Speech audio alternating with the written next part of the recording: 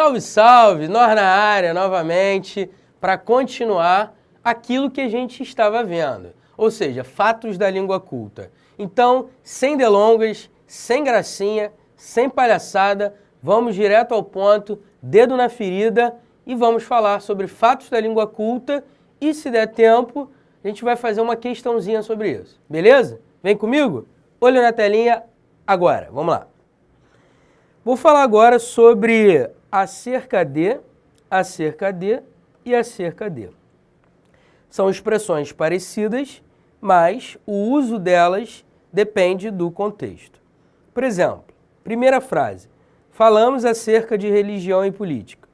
Você sempre vai usar o acerca junto, seguido da preposição de, quando o acerca de equivaler a sobre.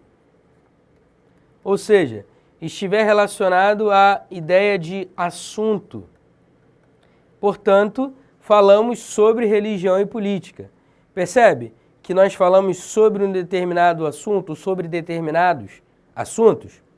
Então, usaremos acerca junto, seguido da preposição de, quando equivaler a sobre. Beleza? Sem mistério, não tem como errar mais isso. Segunda frase. Há cerca de 2 meses desejo você. Observe que, dentro dessa frase, a ideia é de tempo decorrido, tempo transcorrido. E aí nós usaremos o a do verbo haver, seguido da palavra cerca, seguido da preposição de. Esse acerca de equivale a mais ou menos 2 meses desejo você. Ou seja, tem uma ideia de tempo decorrido aproximado. Porque não são exatamente 2 meses, mas cerca de 2 meses, aproximadamente. Beleza? Terceira frase. Há cerca de 10 alunos em sala. Nesse caso, o a do verbo haver tem sentido existencial. Ou seja, existem cerca de 10 alunos em sala. Então, o a do verbo haver, nesse caso, tem sentido de existir. Beleza? Tranquilão? Maravilha. Então, existem cerca de 10 alunos em sala. Novamente, por causa da palavra cerca, a ideia é de aproximação. Beleza? Então não são exatamente 10 alunos em sala. É algo próximo disso. 8, 12, alguma coisa assim. Beleza? Tranquilo? Show de bola. Continuando, quarta frase. Estou há cerca de 1 mês para a prova. Observe que nós usamos acerca de com a preposição, seguido de cerca, seguido de. Ou seja, usamos acerca de quando dá uma ideia de distância aproximada. Distância aproximada. Beleza? Minha letra tá linda, né? Para não falar o contrário. Então, calma aí. Deixa eu tentar escrever melhor. Distância aproximada. E logo o professor de português, né? Que tinha que escrever bonitinho. Mas isso não é verdade. Existem exceções de pessoas doentes na escrita, que não conseguem escrever bonito, como eu. Então, distância aproximada. Estou há cerca de 1 mês para a prova. É exatamente 1 mês para a prova? Não, cerca de 1 mês. É por isso que eu posso usar só a expressão cerca de, para indicar uma ideia aproximada, uma ideia de quantidade aproximada nessa quinta frase. Cerca de 100 alunos meus passaram. Então, aqui é uma ideia aproximada, uma quantidade aproximada. Beleza? Não tem como errar mais os usos que a gente viu agora. Tais expressões já não fazem mais parte das dificuldades que você tinha a partir de agora. Vamos que vamos. De encontro a ao encontro de. Nunca fui de encontro às ideias dele, pois são ótimas. As medidas do governo vão ao encontro de nossas necessidades. Observe que de encontro a dá uma ideia de oposição. Vê se você concorda. Leia de novo a frase. Nunca fui de encontro às ideias dele, pois são ótimas. Ou seja, como as ideias dele são ótimas, eu nunca fui de encontro a elas. Ou seja, eu nunca fui em oposição a elas. Eu nunca fui contra elas. Então, a ideia de oposição, a ideia de contrariedade, está presente no conteúdo semântico, da expressão de encontro a, beleza? E ao encontro de? Ao encontro de é o contrário, dá uma ideia de união, dá uma ideia de algo, de ir a favor de alguém ou de algo. Quer ver, ó? Vamos lá. As medidas do governo vão ao encontro de nossas necessidades. Ou seja, as medidas do governo vão a favor de nossas necessidades. Portanto, você vai usar, olha para mim rapidinho, se liga só. Você vai usar de encontro a para dar uma ideia negativa e você vai usar ao encontro de para dar uma ideia positiva. Então, de encontro a é contrário a alguma coisa, em oposição a alguma coisa. E ao encontro de dá uma ideia de união, dá uma ideia de que uma pessoa está a favor de uma ideia, uma pessoa está a favor de outra pessoa. Enfim, tem um aspecto positivo. Portanto, quando a gente diz assim, o carro foi de encontro ao poste ou o carro foi ao encontro do poste? O carro não foi se encontrar com o poste. Oi, poste, tudo bem? Não. O carro foi ao encontro do poste? Não. O carro foi de encontro ao poste. Então, significa dizer que o carro colidiu, né, com o poste, bateu no poste. Então, o carro foi de encontro ao poste. Percebe a ideia negativa? A ideia de choque, de batida. Enfim, é uma ideia negativa. Portanto, você vai usar de encontro a. Beleza? Safo? Maravilha. Olho na telinha de novo. Vem comigo. Vamos lá. A princípio, em princípio. Vou abordar apenas questões gramaticais, a princípio. Em princípio, as gramáticas de ensino médio não deveriam polemizar. Vamos lá. Vou abordar apenas questões gramaticais, a princípio. Ou seja, quando você diz a princípio, a ideia é de primeiramente, equivale a primeiramente, ou inicialmente. Beleza? Então, quando se diz, vou abordar apenas questões gramaticais a princípio, você quer dizer que vai abordar apenas questões gramaticais primeiramente, inicialmente. Tá certo? Agora, nós usamos em princípio quando equivale a em tese. Observe a segunda frase. Em tese, as gramáticas de ensino médio não deveriam polemizar. Em princípio, as gramáticas de ensino médio não deveriam polemizar. Então, quando equivale a em tese, nós usamos em princípio. Beleza? Então, normalmente, a gente não consegue confundir a princípio com em princípio, porque tais expressões têm sentidos diferentes. Beleza? 99% das vezes dá para você distinguir com tranquilidade, sem problemas, a princípio e em princípio. Continuando a brincadeira, vamos falar sobre o mal com L e mal com U. A gente aprende lá na escola da Tia Teteca que o mal com L equivale a bem. E mal com U, a gente aprende que equivale a bom. Só que eu vou te ajudar. Eu vou te dar mais uma informação relevante. Também é possível substituir o mal com L por assim que. Se você sabe que mal com L pode equivaler a bem ou pode equivaler a assim que, e o mal com U equivale a bom, a chance de você errar uma questão de mal com L e mal com U é zero. Zero. Beleza? Vamos lá. Primeira frase. O mal de Parkinson é uma doença incômoda. Observe que mal aqui pode ser substituído por bem, não é isso? O bem de Parkinson é uma doença incômoda. Ah, mas a frase ficaria estranha. Meu nobre, você tem que entender o seguinte. Quando eu digo o mal de Parkinson, eu poderia substituir por o bem de Parkinson. Obviamente, se não fosse uma doença, se fosse alguma coisa positiva, alguma coisa boa. Agora, se você substituir por bom, vamos lá, o bom de Parkinson. A não ser que fosse num contexto assim, quer ver, ó? O bom de Parkinson é que ele é uma pessoa solidária. Sei lá. Aí nesse caso, tudo bem, até resolveria. Mas aí seria mal com U e não mal com L. Concorda comigo?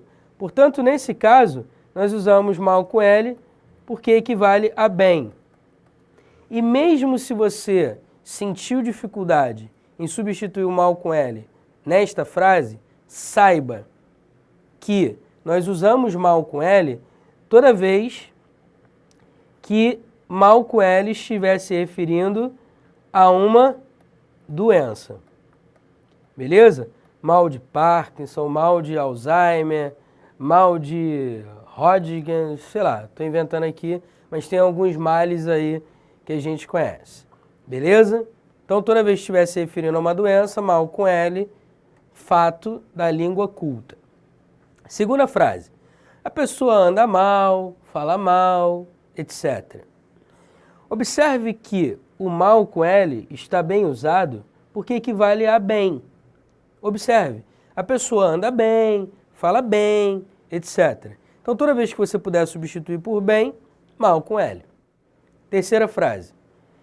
Engraçado, mal toquei no assunto, eu me lembrei de uma coisa.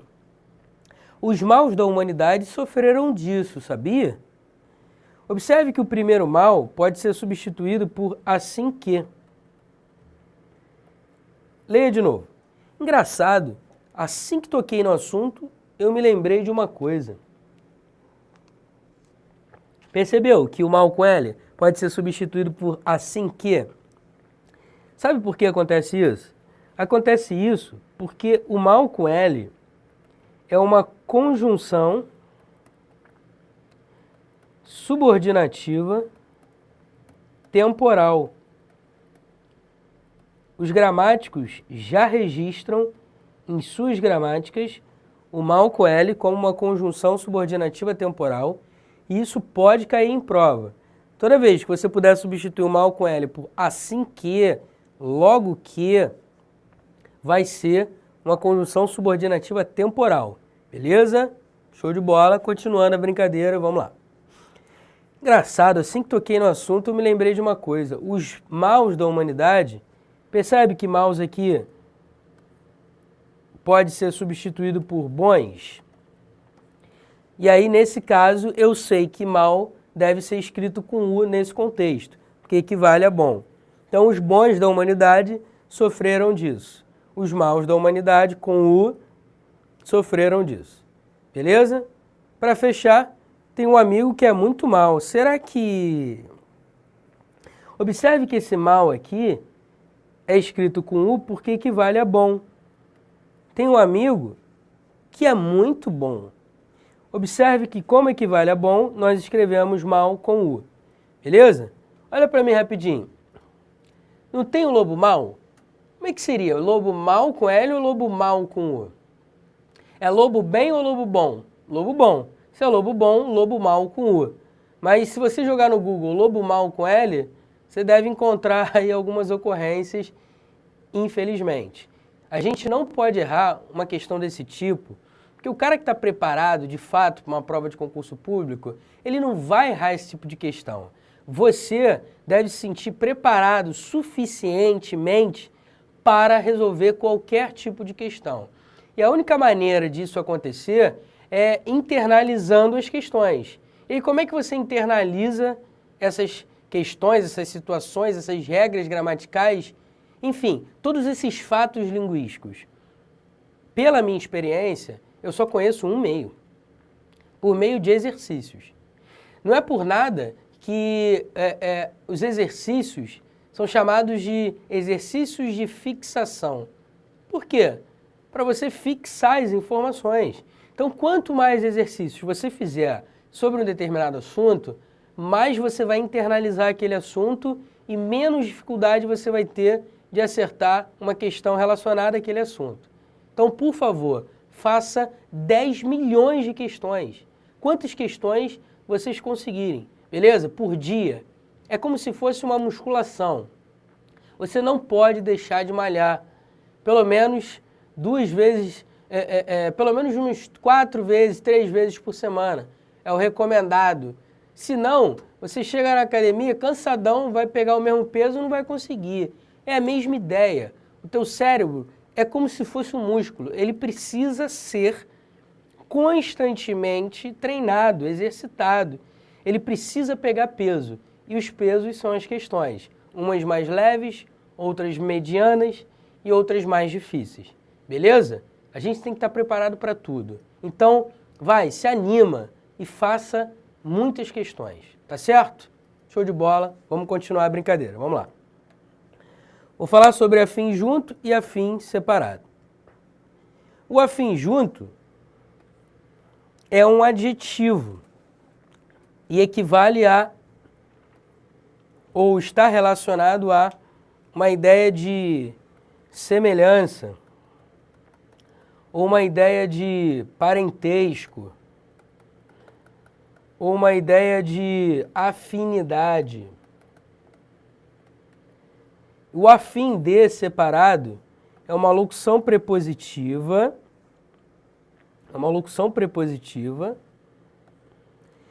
que dá a ideia de finalidade. Então não dá para confundir um com o outro. Se o cara escrever assim, por exemplo, estudei a fim de passar. Isso aqui está correto? A fim junto, seguido da preposição de? Claro que não. Isso aqui está errado.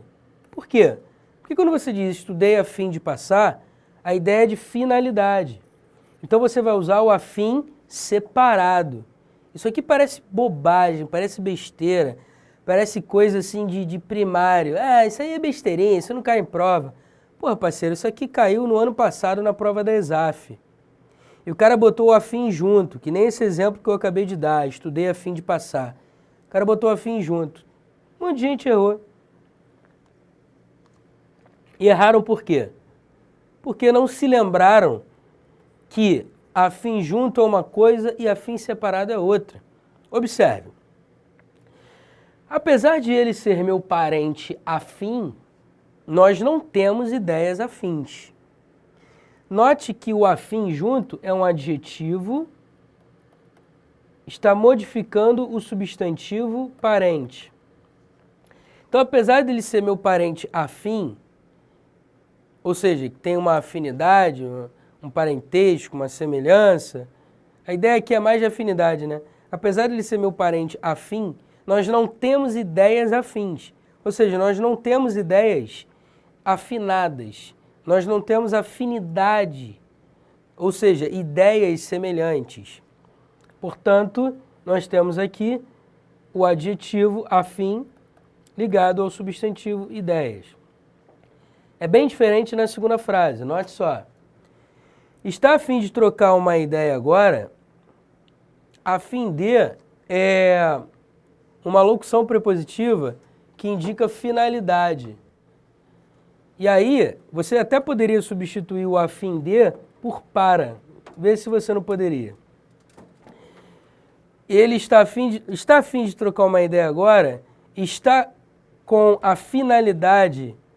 Na verdade, nesse caso, não equivale a para coisíssima nenhuma. Eu estou viajando total. Eu coloquei esse exemplo aqui por causa de uma coisa muito comum na fala do dia a dia. Depois eu uso o exemplo do para. Desculpa, vamos trabalhar com a frase que está aqui. Está a fim de trocar uma ideia agora? Alguns gramáticos dizem que esta forma, a fim de, indica finalidade nesse contexto. Só que eles dizem que a ideia de a fim de, apesar de indicar finalidade, faz parte do registro coloquial. Quer ver um gramático que fala isso? Napoleão Mendes de Almeida. Esse gramático diz que nós usamos a fim de na fala do dia a dia para indicar finalidade e, meu camarada, a gente não pode usar o registro coloquial em prova de concurso público, concorda comigo? Nós devemos conhecer o registro culto da língua. Apesar de indicar finalidade, é uma expressão coloquial. Outros gramáticos vão dizer que isso é besteira, que não tem nada a ver, não é coloquial coisa nenhuma, que indica finalidade, que está certo e tudo mais. O fato é, quando você diz, está a fim de trocar uma ideia agora? Você está querendo dizer, você está com vontade, com o propósito, com a intenção, com o objetivo, com a finalidade de trocar uma ideia agora? Então, podemos usar a fim de separado dentro desse contexto, mas alguns gramáticos vão dizer que essa construção é uma construção coloquial. É a mesma coisa quando a gente diz assim, olha, ela está a fim de você. O que significa isso? Que ela está com vontade de você, ela está a fim de você, ou seja, com a finalidade de namorar você ou de ter você, beleza? Então a ideia de finalidade existe, mas é uma expressão coloquial. Quando é que a fim de não é uma expressão coloquial? É agora que vem o caso do para. É quando você consegue substituir por para. Vou pegar essa frase aqui, ó, que eu já havia escrito, e vou reescrever.